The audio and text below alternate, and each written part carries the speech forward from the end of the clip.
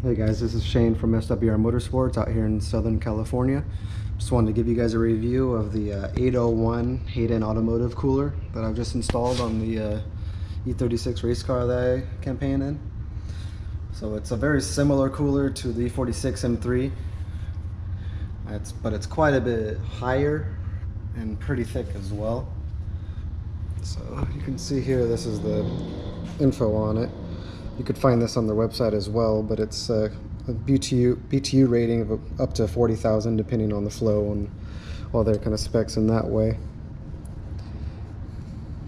So the idea is to keep this S54 cool. Before I had two Hayden coolers run in parallel to try to keep it cool, and it still ran a little hot that way. And before that I had a huge C-Trap cooler that also ran hot. So with this one, I've got it cryo treated. I've ducted it on both sides. I made sure the baffle matches up well to the cooler. I'm trying to force all the air I can through it. So once I get some more data on that, I'll update the video or on Instagram, whether or not it helps out or not. But you can also buy this cooler on like Summit. The part number is 801. They also have a bunch of other coolers, just like C-Trab or any kind of plate style cooler. You can buy them from Summit, O'Reilly, AutoZone. Most of those places can order them or carry them. They also have like a push-on hose kind of fitting, which I would use on a power steering setup, but I wouldn't use it on like an oil cooler or anything like that. So I'm also using push lock fittings and hoses on here, since I was gonna need some more room and the flexibility that the push lock hose gives. I used to have stainless lines and it just kind of caused a hassle for everything. It wore into the manifold, and it's just, if your class allows for you to use them, it was just a lot easier in my case.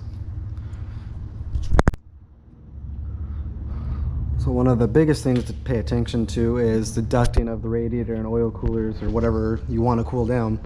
So you want to be able to force all the air from the bumper openings through the cooler and have no passway around it or a blockage that can stop that.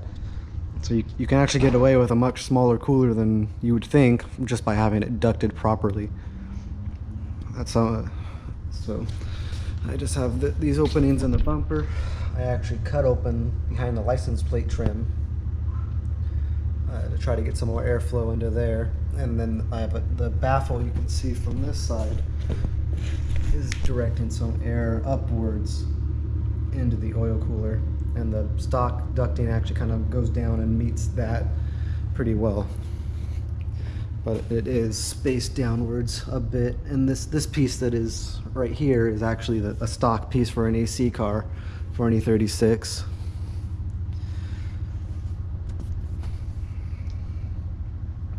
So I'm still gonna run the kidney grills and everything. They're just not in right now.